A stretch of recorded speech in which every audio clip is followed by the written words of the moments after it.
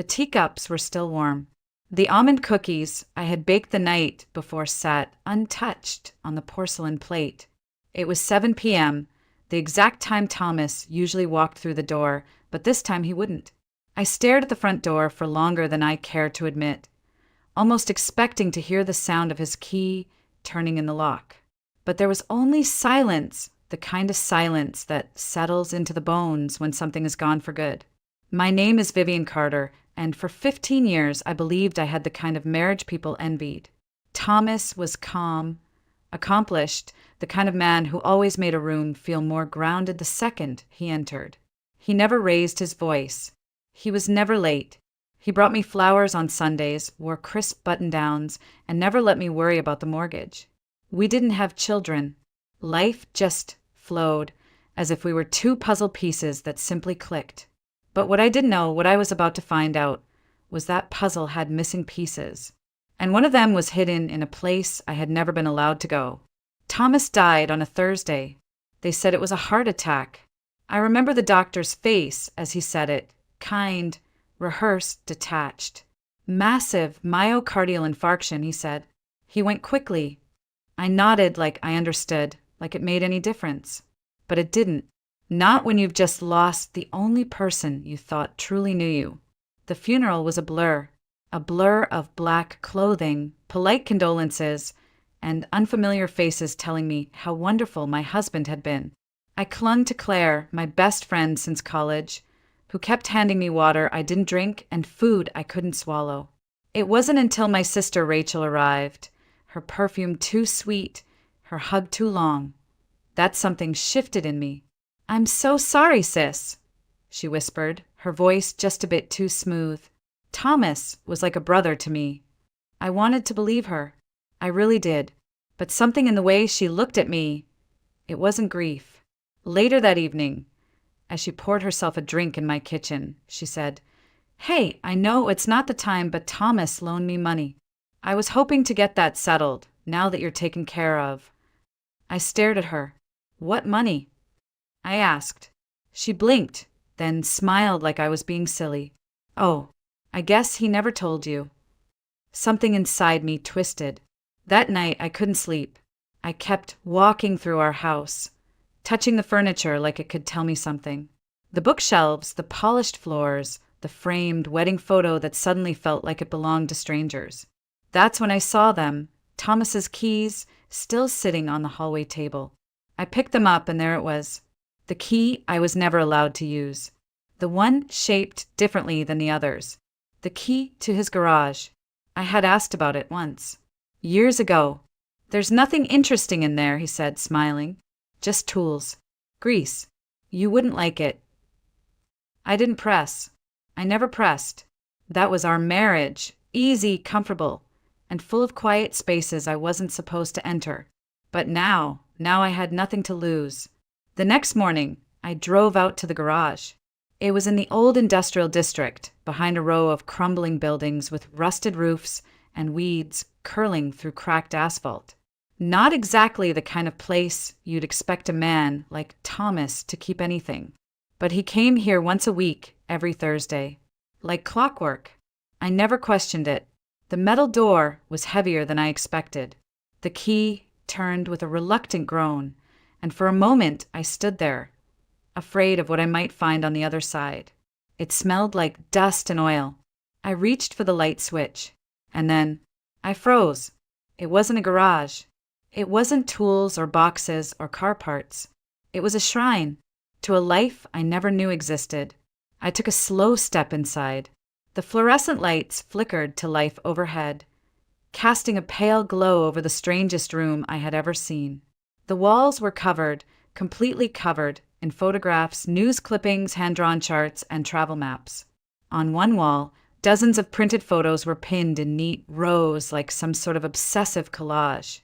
And every single one of them had Thomas in it, but not the Thomas the first knew. In these pictures, he wasn't wearing his usual tailored suits or polished demeanor. He looked different, relaxed. Worn jeans, casual shirts, messy hair. His face was softer, his posture less guarded. And in almost every photo, he was standing beside a woman. The same woman, She was beautiful, younger than me by at least 10 years, with dark hair and sharp, intelligent eyes. They were close, too close, her hand on his arm, his face turned toward her with a smile I hadn't seen in years.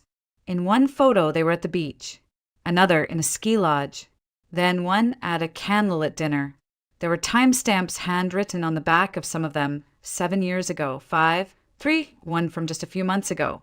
August 2024. That one stopped me cold, because on that day I was at home cooking his favorite meal, waiting for him to return from a client meeting. And now I was looking at a photograph of him sitting beside this woman and a man in his early 30s. The three of them were smiling, like a family. There was a name scribbled faintly on the back in Thomas's handwriting. Isabel and Logan. August 2024. My knees buckled. I reached for the metal desk in the center of the room to steady myself. That's when I saw the papers. Files stacked high. Bank transfers, corporate records, letters from overseas firms, tax documents that didn't match anything I knew about his business. And in one folder, a medical report. My eyes scanned the header. Crescent Heart Institute. It was dated less than 2 months ago. I found Thomas's full name printed at the top, followed by a diagnosis I could barely pronounce: ischemic heart disease. Stage 3, risk of cardiac arrest, high. He knew he was dying. He knew, and instead of talking to me, instead of preparing me, instead of even hinting at the truth, he spent his last days building some secret world with another woman, another life, another child? Because that's what the young man in the photo had to be. Their son. My stomach turned. 15 years. 15 years I stood by him. And now, the man I buried wasn't my husband. Not really. He was a stranger. A stranger who had looked me in the eye the night before he died, handed me a velvet box with a sapphire necklace inside, kissed my cheek, and told me, "You're the only one for me." I staggered back toward the door. I couldn't breathe. My chest felt tight, my mind spinning. What was I supposed to do with this? Who even was I now? A widow, yes. But of whom? That's when I heard it. Footsteps. Soft. Hesitant. Like someone didn't want to be heard. I turned around fast, heart slamming against my ribs. And standing in the open doorway was the young man from the photo. Same dark hair. Same sharp jawline. Same intense, unreadable eyes. His voice was calm when he spoke, but my pulse pounded in my ears too loudly to really absorb the words at first. "Vivian Carter," he asked. I didn't answer. "I thought you might come here." "I'm Logan Myers," he said, stepping inside slowly. "Thomas Carter was my father." And just like that, the floor disappeared beneath me. I don't remember what I said first. Maybe nothing. Maybe I just stood there, gripping the edge of the desk like it was the only solid thing left in the world. Logan stepped forward, calm but cautious, like he knew this was fragile territory. I stared at him, not just seeing him, but searching. There was no doubt. His eyes, they were Thomas's. Same intense gaze. Same silence that said more than words ever could. You're really his son." I finally managed to whisper. "Yes," Logan replied without hesitation. "And I'm sorry. I never wanted you to find out like this." "How long did you know about me?" I asked, my voice barely above a breath. "My whole life," he said with no trace of apology. "He didn't tell me much, only that he was married, that you didn't know about me. He kept us very separate. My mother, Isabel, respected that. She never wanted to interfere. But after she passed away last year, things changed." Passed away. So now she was gone, too. Just like Thomas. I sat down in the dusty chair near the desk. My legs couldn't hold me up anymore. "Why are you here?" I asked. "Why today?" Logan reached into his backpack and pulled out a folded document yellowed at the edges. He held it out, and I hesitated before taking it. "It's a draft of a will," he said. "Unfinished. Unofficial. My father gave it to me 2 weeks before he died. He said the official one would go to you, But this was just in case. I unfolded the paper, and there it was, Thomas's handwriting, steady and familiar, looping across the page like it always had on birthday cards and dinner notes. It wasn't notarized, just scribbled lines dividing assets. Mention of Logan. A reference to a company I'd never heard of, Mercury South Holdings. And one more thing, access to remaining documents secured in office vault. Code linked to personal item gifted to V. I froze. Personal item. Gifted to me. The necklace. The sapphire necklace he gave me just 2 nights before he died. That wasn't just a gift. It was a key. I touched my collarbone instinctively, though the necklace wasn't there. I had left it at home, tucked in its box because it felt too heavy to wear. Now it felt even heavier. What is Mercury South Holdings? I asked, still scanning the document. Logan took a breath. One of his private firms. Not public. Not on paper. He used it to move money. Internationally. After my mom died, I started digging. There were transfers I couldn't trace, offshore accounts in my name I never opened. I think he was trying to secure something. For you. For me. For all of us. My mouth went dry. Why? Because he knew time was running out, Logan said quietly. And because he didn't trust the people he worked with. I looked up. What people? Logan's face darkened. He never said names, only that if something happened to him, someone would come looking. For information, for leverage, for what he left behind. I leaned back in the chair, my thoughts racing. A second safe, a company I'd never heard of, a necklace that might hold a code, and a man I had loved for 15 years, who'd built an entire world outside of me. You're saying there's more, I said. That the will, the files, the photos, all of it was just the beginning. Logan nodded. I think he left things behind, not just for us, but to protect us. I stood slowly, my legs still unsteady, and looked around the room one last time. It no longer felt like a shrine. It felt like evidence and a warning. I need to go home, I said, voice hoarse. I need that necklace. Can I come with you? Logan asked. If you'll let me. I paused, then nodded, because whether I wanted to or not, this was now our story. I didn't go home right away. I couldn't. I needed space to think, to breathe. So I called Claire. Within 20 minutes, I was on her couch, hands wrapped around a mug of tea I wasn't drinking, the sapphire necklace sitting on the table between us like a live grenade. Claire didn't ask questions. She never did, not until I was ready. And when I finally told her everything about the garage, the photos, Logan, the will, she didn't say, I told you so. She just whispered, I'm so sorry, and reached for my hand. But I wasn't ready to cry. I wasn't ready to collapse. I needed answers. I needed someone to blame. So I drove to Rachel's condo. It was a newer building on the north end of town. One of those luxury developments with underground parking, coded gates, and concierge service. Strange, for someone who had always complained about money. As the elevator climbed, I could feel my anger rising with it. She opened the door barefoot, wearing silk pajamas and a glass of wine in one hand. Her makeup was perfect. Her hair styled like she was expecting company. Well, if it isn't my grieving sister, she said with a smug smile. Come to inspect the widow's inheritance. Cut the crap, Rachel, I snapped. We need to talk. I pushed past her into the living room, where a framed photograph caught my eye. It was her and Thomas, laughing, toasting champagne. The date, stamped in the corner, made my stomach flip.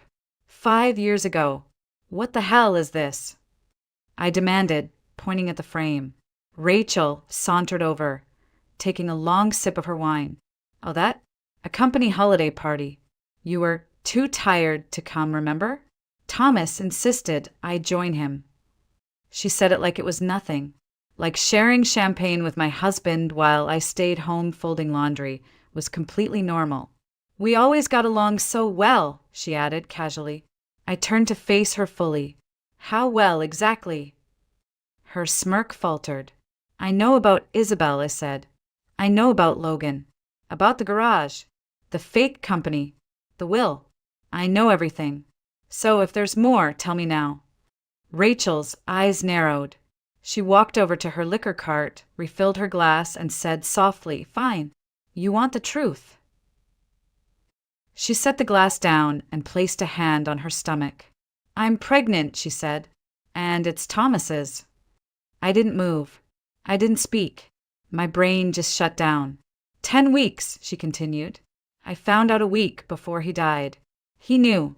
He said he'd take care of everything. He even told me he would leave Isabel soon. I froze. You were still seeing him after Isabel died. Rachel gave a small shrug.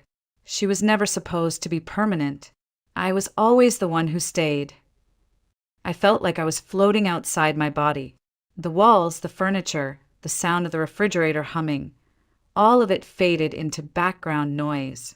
"You slept with my husband?" I whispered. Rachel shrugged. "Don't act so surprised.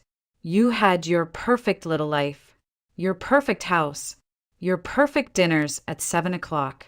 Meanwhile, I was struggling to pay rent, working dead-end jobs, listening to Mom compare us like I was some failed version of you. Then Thomas started showing up, offering help, listening." She looked up at me, eyes suddenly sharp. "You were his routine. I was his escape." The slap came before I realized I'd raised my hand. Rachel's head snapped to the side. Her wine glass shattered on the floor. She didn't cry. She didn't yell. She just smiled. "Now, there's the real Vivian," she said. "Not the prim, perfect wife. The woman who just found out she's been living a lie." I turned away, breathing hard, hands trembling. "Why didn't you tell me?" I asked, quieter now. "Because you never would have believed me," she said. "You always thought I was jealous. And maybe I was. But this wasn't about you. This was about me finally getting something for myself." I shook my head. "You didn't just take something. You stole everything." She walked closer, her expression suddenly unreadable. "Say what you want, but that baby growing inside me, he or she is your family, whether you like it or not." My throat tightened. I wanted to scream, to break things, to rewind time. But instead I said, "I'll honor what Thomas left in his will. Not for you, for the baby, because they didn't ask for this mess." Rachel blinked. Her voice softened for the first time. "You mean that?" "I don't know what I mean," I whispered. "But I know this. I need to leave." I walked toward the door, ignoring the glass crunching under my shoes. My fingers trembled as I grabbed the handle. "Behind me," she called out. "You think I'm the worst thing Thomas did." I didn't answer, because I wasn't sure anymore. I didn't go home that night. I couldn't bear to step into that house with its carefully arranged dinnerware and untouched bed. Instead, I returned to Claire's, clutching the sapphire necklace in my fist like it might burn a hole through my skin. She didn't ask where I'd been. She just opened the door, looked at my face, and said, "You need sleep." But I couldn't sleep, not when every room in my mind was crashing inward. The next morning, Logan picked me up in his car. Claire came too, she insisted. "You're not going into your husband's secret vault without backup," she said, tossing her coat over her shoulder. Thomas's office was in a high-rise downtown.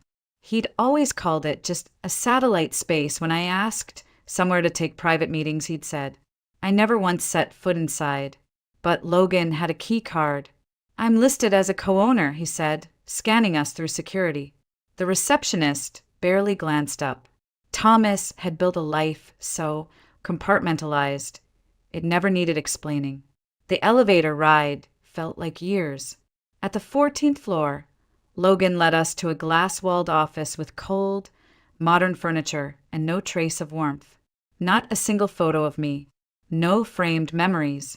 Just sleek surfaces, gray walls, and a subtle scent of cologne I hadn't smelled before. "There!" Logan pointed to a large, abstract painting mounted behind the desk. "The safe's behind that." I reached into my bag and pulled out the necklace. My fingers found the small clasp. I twisted it counterclockwise. Click! A hidden compartment popped open on the back of the sapphire pendant. Inside, a thin metal plate no larger than a SIM card. Numbers were engraved along the edge. Logan took it carefully and slid it into the keypad on the safe. A low beep, then a soft whir. The door opened. Inside were stacks of documents, a sleek black flash drive, a small wooden box, and a single silver key attached to a tag that read, Bank Safe Deposit Federal Trust. Logan pulled out the documents. Contracts, transfers, financial statements. Some of these names, they're international banks. He wasn't just hiding money, he was moving it. Offshore. Fast. I picked up the flash drive, but didn't plug it in. Not yet. Then I opened the small wooden box. It was a ring.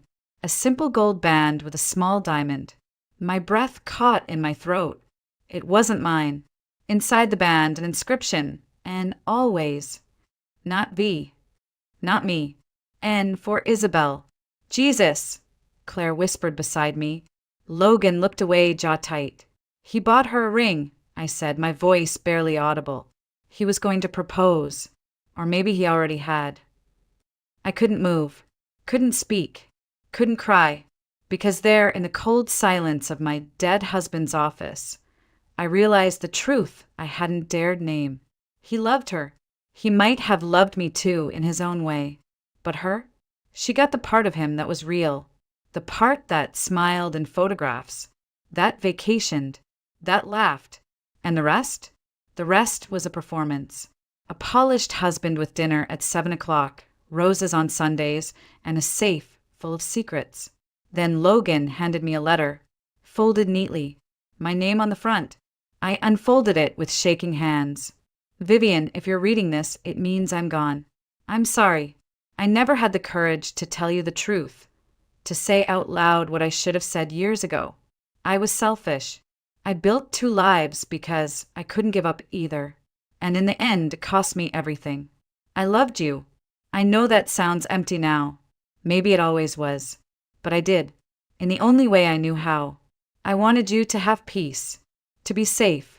That's why I left you the papers, the access, the truth.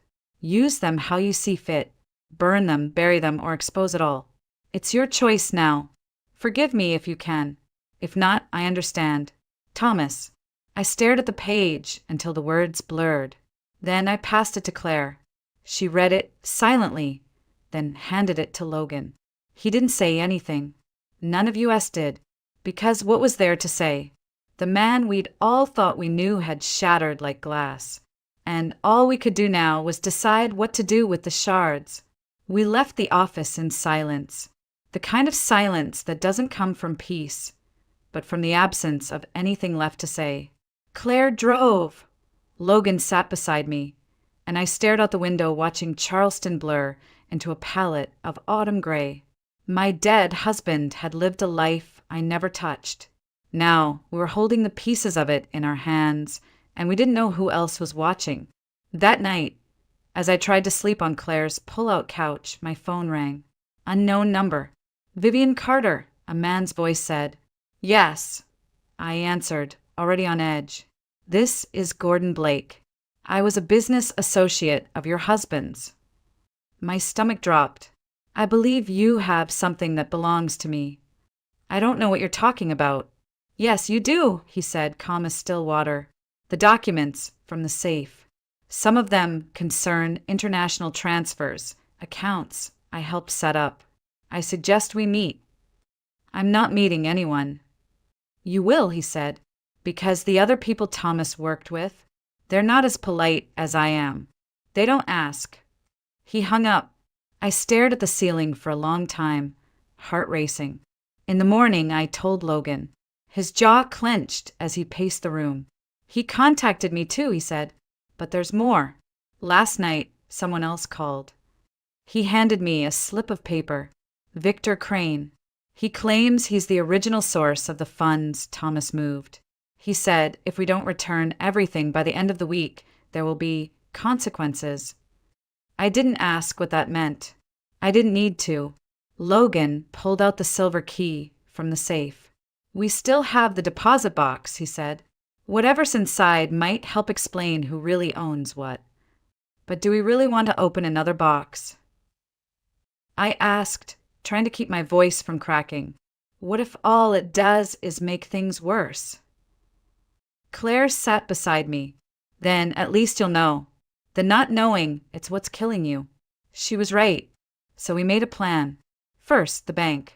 Then, if things still didn't make sense, we'd find someone who could tell us the truth. Thomas had to have had a fallback. A contact. Someone who knew what the hell he was involved in. That's when Logan said, "There's a name my mother mentioned once. Edward Holloway. Dad's old college friend." She said he was the only one who ever told Thomas the truth, even when he didn't want to hear it. "Do you know where he is?" "I think so," Logan said. "Mom had his address in Savannah. She kept it in a box of emergency contacts." So we drove. A 2-hour trip in silence. Rain trailing down the windshield like streaks of memory. Savannah greeted us with oak trees and damp air and the kind of stillness that only old towns seem to carry. Edward lived in a tall brick house covered in ivy, like something pulled from a forgotten novel. He opened the door slowly. "You're Vivian," he said without hesitation, "and you must be Logan. You knew we'd come?" I asked. He nodded. Thomas said, "If it all comes apart, they'll find you." He stepped back. "Come in." Inside, his house smelled like paper and pipe smoke. Bookshelves lined the walls. A piano sat in the corner, untouched but polished. He motioned for us to sit, then disappeared into another room and returned with a sealed envelope. "He left this with me," Edward said. "Said it was only to be opened if both of you showed up together." I looked at Logan. He nodded. I opened the envelope. Inside was a short handwritten letter and a second will. This one was different. It named the child Rachel was carrying. It assigned 25% of Thomas's private savings, offshore unspecified, to the child once they turned 21. I felt the blood drain from my face. He planned for everything, even this. And with that, I realized we were standing at the center of a storm Thomas had built brick by brick. And now it was on us to survive it. I stared at the will again, at the name, unborn child of Rachel Carter, 25%, to be held in trust until age 21. It wasn't the money that stunned me. It was the precision. Thomas had planned this, all of it. Even after death, he was still 3 steps ahead. Why would he name the baby but not Rachel? I asked Edward. "Because he trusted the child," Edward said gently, "not the mother." Logan shifted in his seat. "This changes everything. It means Rachel can't touch that money, not legally." I looked down at the second will again. "And if she tries?" Edward nodded toward the flash drive. "Then you use that. From what Thomas told me, it contains detailed records of every transfer, every partner, every crime they committed to build this thing. If they push you, you push back." Claire exhaled beside me. "You have leverage." For the first time since Thomas died, I didn't feel small. I didn't feel like the woman who'd been lied to, cheated on, and left with broken pieces. I felt like the only one left holding the blueprint, and that was power. Logan leaned forward. "Vivian, I think it's time we stop reacting. We need to make a move, before Gordon or Crane does." I nodded slowly. "We go to the bank." We drove back into Charleston before noon. The Federal Trust building sat nestled between a law office and a historic inn, discreet and unassuming. The kind of place you'd walk by 100 times without noticing, until it mattered. Claire stayed in the car.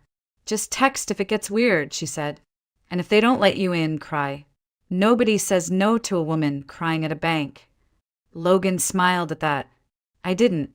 Inside, the vault manager looked at the silver key, checked my ID, and raised an eyebrow. "It's been years since anyone accessed this box," he said. "It was registered under a corporate shield, Mercury South Holdings. He led us into the basement, past layers of security doors and concrete. The air grew colder, the silence thicker, and then we were alone with the safe deposit box. He handed me gloves. "Standard procedure," he said. "We'll give you privacy." The door closed behind us. My fingers hovered over the lock. "Ready?" Logan asked. "No," but I did it anyway. The key turned smoothly. The box slid out. Inside wasn't cash. No passports. No burner phones. No stacks of untraceable bills. Just one manila folder and a photograph. The photo was of Thomas, Logan, and Gordon Blake, standing in front of a black SUV, arms crossed, laughing. And behind them, Victor Crane. I stared at the photo for a long time. They weren't just business associates, I said.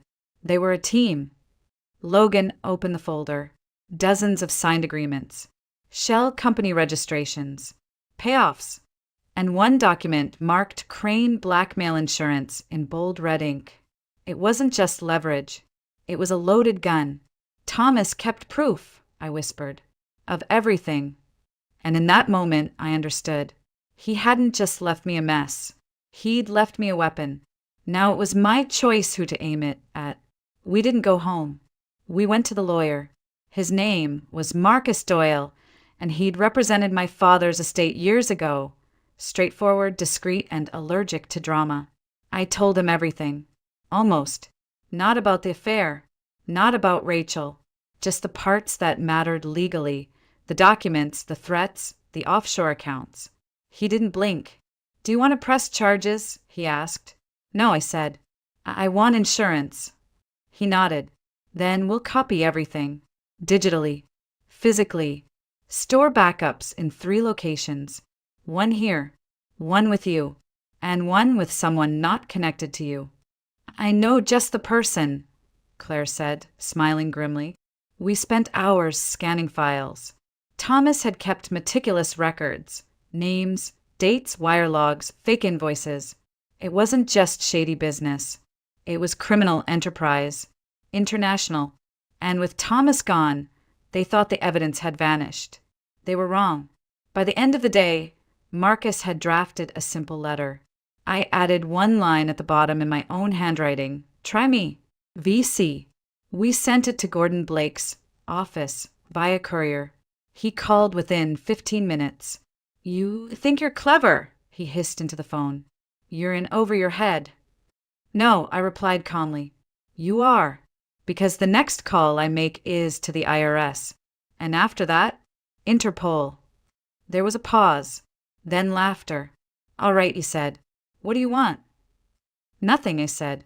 "I just want you to stop. No calls. No threats. No late-night warnings.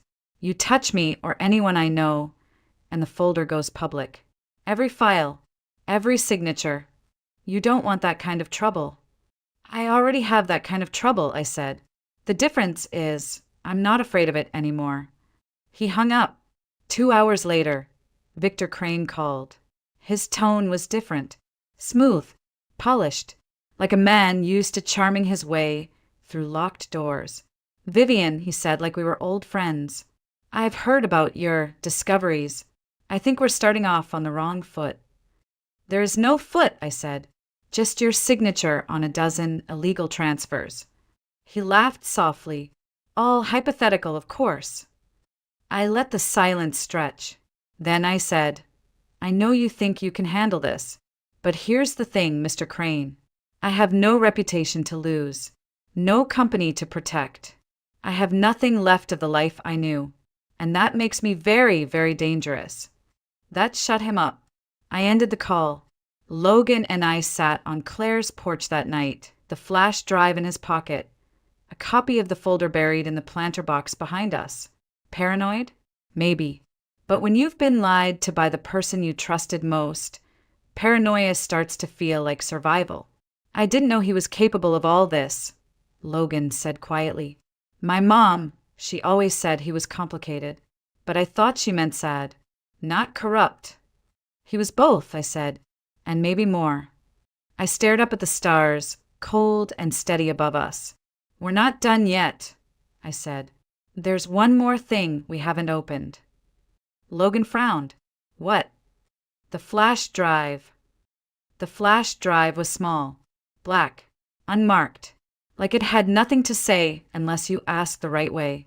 We didn't open it that night, or the next morning. It took me 2 days. 2 days of preparing myself for whatever truth was still waiting.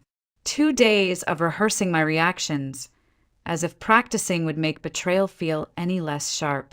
Logan sat beside me on the couch. Claire brought tea again. No one said a word as I plugged it in. A single folder appeared. For Vivian inside, one video file, dated just 10 days before Thomas's death. My fingers hovered, then clicked. The screen went black, then flickered to life. Thomas, not the one I'd seen in wedding photos or seated across from me at dinner. This Thomas looked hollow, eyes tired, shirt wrinkled, like he hadn't slept in weeks. He leaned forward. "Vivian," he said, "if you're watching this, it means I didn't make it. Or maybe I ran out of time." He sighed and rubbed his face. "There's no easy way to say this, so I'll just say it. You were never the one I needed to hide things from. You were the one I wanted to protect. But I waited too long, and now everything's closing in." He paused. "There's someone you need to be careful with. Someone you trust more than you should." My heart slowed. He looked straight into the camera. "It's Rachel." The room went still. She wasn't just someone I slipped up with. It wasn't that simple. She planned this from the beginning. The pregnancy wasn't an accident. The night I told her I couldn't keep doing this, she changed. Said if I left her, she'd go public. With the money, with the shell accounts, with everything I'd buried to keep you safe. He leaned closer. "I think she killed Isabel." My mouth went dry. "I can't prove it," Thomas said, but the timing was too perfect. Isabel had just packed her bags, told me she booked a one-way flight to Lisbon. Then the car crash. Single vehicle. No witnesses. The brakes failed, they said, but she had the car serviced the day before. He looked into the camera, his voice trembling. Rachel knew she was pregnant. Isabel didn't. That's what changed everything. An accident, they said. No foul play. But Rachel knew she was pregnant, and Isabel didn't. Claire covered her mouth. Logan's fists clenched. "I tried to make it right," Thomas said. "I moved the money, created backups, made sure that if something happened to me, you would have the power. I'm sorry it took this much damage for me to finally do the right thing." He looked away, then back again. "I was weak, but you're not. And if you want to walk away from all of this, do it. Take what's yours and leave them in the dust. But if you decide to fight back, don't do it alone." The screen froze, then cut to black. I sat there, unmoving, for what felt like hours. He knew. He knew what Rachel was capable of. He knew what was coming. And still, he tried to control the narrative even in death. Maybe out of guilt, maybe out of fear. But now he'd handed me the truth. And it was time to decide what to do with it. Rachel didn't know I'd seen the video. Not when I invited her to brunch. Not when I hugged her at the door, said how much I missed her, how we should talk like real sisters again. She smiled like a woman who thought she'd won. She wore a pale blue dress that hugged her belly just right. "He kicks when I drink orange juice," she said with a laugh, rubbing her hand over the bump. I smiled too, but my eyes didn't. We sat on the porch of Claire's house. Logan stayed inside. Claire poured sweet tea and left us alone. "I'm glad you reached out," Rachel said, folding her hands neatly on her lap. "I was worried you were angry." "Why would I be angry?" I asked softly. "Because my husband was sleeping with my sister? Or because he left you part of the inheritance?" Rachel blinked. That was the first crack. She shifted in her seat. "Vivian, this is hard for both of us." Thomas was confused, torn. "But he loved you." "No," I interrupted. "He didn't love me. He pitied me." Rachel flinched. I leaned forward. And he feared you. Her face stilled. I placed the flash drive between us. Rachel's lips parted, just slightly. I know about the accounts, the manipulation. I know he was planning to leave you. And I know about Isabel. She didn't blink, didn't move, just said, "You can't prove anything." "You're right," I replied. "But I don't have to." She frowned. I stood up. "Because I'm not going to court. I'm not going to press charges. I'm not going to fight for some half-baked justice system to fix this." I looked her straight in the eye. "I'm going to walk away and leave you here with everything you thought you wanted. The money, the child, the lies." Rachel stood up too. "You think that scares me?" "No," I said, "but it will." Then I turned and walked inside where Logan was waiting. Later that afternoon, I met with Marcus Doyle again, handed him the flash drive, a signed affidavit, and one instruction. "If anything happens to me, it goes to the press. All of it." Then I went home, to the house I once shared with Thomas. It was quiet now. Still, I walked through each room, touching the backs of chairs, the door frames, the cracks in the floorboard we never got around to fixing. I opened the closet, packed one suitcase, left the rest. When I reached the garage, I locked the door behind me. Not because I was hiding anything, but because I wasn't coming back. 1 week later, I boarded a flight to Colorado. Fresh air, new name on the lease, a tiny cottage near the mountains. No secrets, no safes, no more pretending. Just me, Vivian Carter, widow, survivor, not the woman who was lied to, but the one who turned silence into power.